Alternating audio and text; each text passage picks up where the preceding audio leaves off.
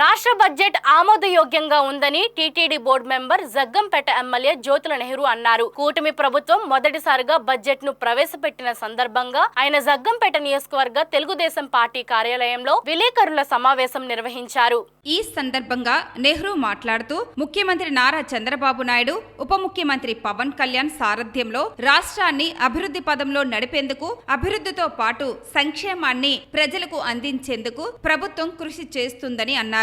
ఆర్థిక శాఖ మంత్రి పయ్యావుల కేశవ్ ప్రవేశపెట్టిన బడ్జెట్ పెట్టుబడులను ఆకర్షించేందుకు దోహదపడుతుందన్నారు. గత ప్రభుత్వం రాష్ట్రాన్ని అప్పుల ఊబిలో ముంచిందని విమర్శించారు. వైసీపీ ప్రభుత్వ వైఫల్యాలతో అస్తవ్యస్తమైన వ్యవస్థలను గాడిలో పెడుతూ ప్రజా సమస్యలను పరిష్కరించే విధంగా ప్రభుత్వం పనిచేస్తుందని హామీ ఇచ్చారు. ఈ కార్యక్రమంలో టీడీపీ నాయకులు మారిశెట్టి భద్రం, పోతుల మోహన్ రావు, మంగరౌతు రామకృష్ణ, కొత్త కొండబాబు, దాసిరి తమ్మన్న దొర, వేములకొండ జోగారావు, గోడె బాల తదితరులు పాల్గొన్నారు. నమస్కారం.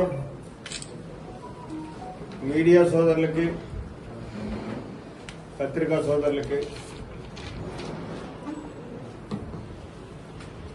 అలాగే పెద్దలు, నా తోటి మిత్రులందరికీ బడ్జెట్ శుభాకాంక్షలు. నిన్నటి రోజు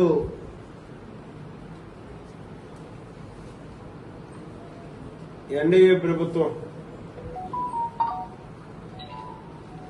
బడ్జెట్ను ప్రవేశపెట్టడం జరిగింది.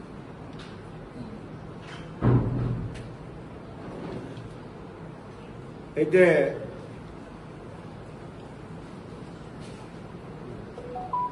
ఆ బడ్జెట్ ప్రవేశపెట్టినటువంటి విధానం కానీ, బడ్జెట్ యొక్క కూర్పు కానీ చూసినట్టయితే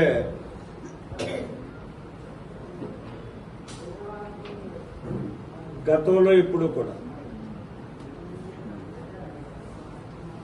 ఇంత ప్రజలకు అనువైనటువంటి బడ్జెట్, అందుబాటులోకి వచ్చేటటువంటి బడ్జెట్ ఇదే అని మాత్రం సగర్వంగా చెప్పుకోవచ్చు. అన్ని వర్గాలకే కూడా ఒక పక్క పూర్తి స్థాయి సంక్షేమాన్ని అందించడానికి, రెండో పక్క అభివృద్ధిని కొనసాగించుకుంటూ ముందుకెళ్ళడానికి, మూడో పక్క ఒక నమ్మకంతో సంపదను సృష్టించుకోవడానికి, అంటే పెట్టుబడులను ఆకర్షించడానికి ఈ బడ్జెట్ అంత సమర్థవంతంగా రూపొందించినటువంటి పరిస్థితి.